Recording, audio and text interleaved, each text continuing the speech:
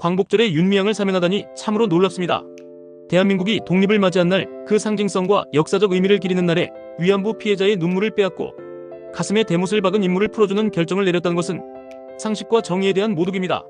이는 친일 앞잡이가 저지른 반역보다 더 깊은 상처를 남기는 일입니다. 친일은 조국의 자유를 팔아먹었지만 윤미향의 죄는 조국의 어머니 격인 할머니들의 명예와 존엄을 팔아먹은 것입니다. 그것도 일본군 위안부 피해자라는 인류 역사에서 가장 참혹한 고통을 겪은 분들을 이용해 사익을 챙겼다는 점에서 그 죄질은 결코 가볍지 않습니다.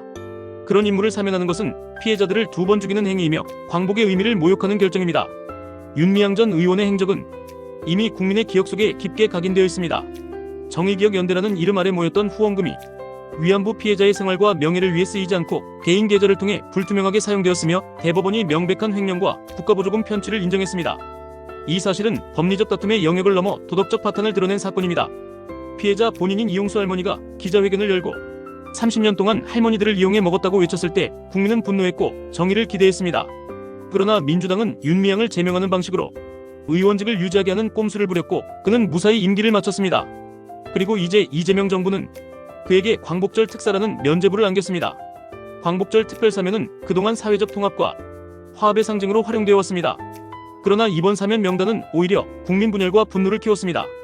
조국 전 조국혁신당 대표와 정경심 전 교수, 조희연 전 교육감과 함께 윤미향이 포함된 것은 정치적 동지 챙기기라는 비판을 피할 수 없습니다. 피해자에 대한 진심 어린 사과도 뼈를 깎는 반성도 없는 인물들을 풀어주는 것은 국민 통합이 아니라 권력의 자기 보호입니다. 이는 정치 보복보다 더 위험한 정의에 대한 보복입니다. 더 심각한 것은 이 사면이 이재명 정부 출범 이후 첫 광복절 특사라는 점입니다. 이는 정권의 가치관과 정치적 우선순위를 단적으로 드러냅니다. 국민 다수는 위안부 피해자 문제를 대한민국의 역사적 아픔이자 정의 실현의 과제로 인식합니다.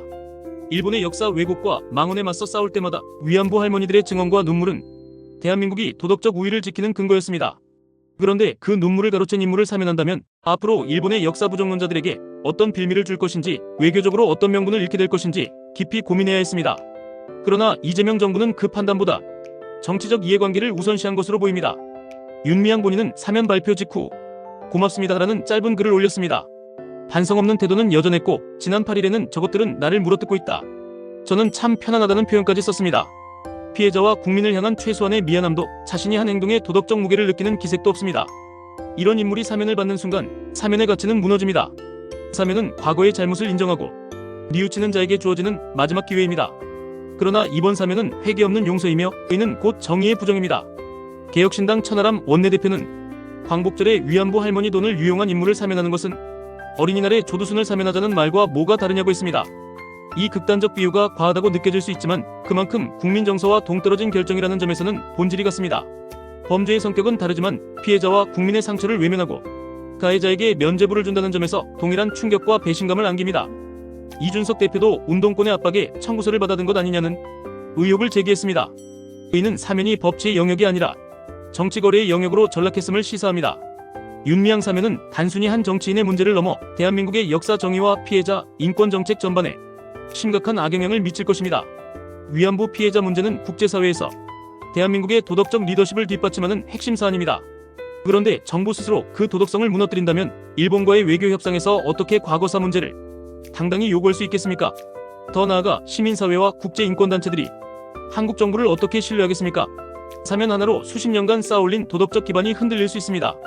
이재명 정부는 이번 사면으로 정치적 동지를 지켰을지 몰라도 국민의 신뢰와 역사적 명분은 잃었습니다. 특히 윤미향 사면은 향후 대선과 총선에서 야당뿐 아니라 여당 내부의 비판 세력에게도 강력한 공격 소재가 될 것입니다. 더 나아가 광복절 사면이라는 상징성을 스스로 훼손한 정부라는 낙인이 찍힐 것입니다. 권력은 유한하지만 역사와 기록은 영원합니다.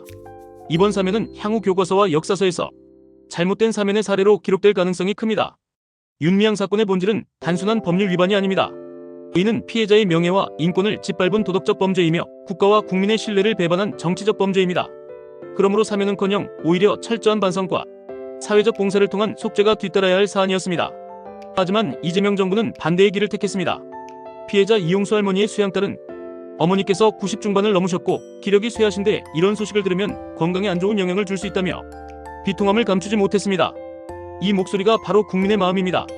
이제 국민과 역사는 이재명 정부의 이번 결정을 기억할 것입니다. 권력은 언젠가 사라져도 피해자의 눈물과 국민의 분노는 기록 속에 남습니다. 광복절에 윤미향을 사면한 것은 친일 앞잡이보다 더 나쁜 일입니다.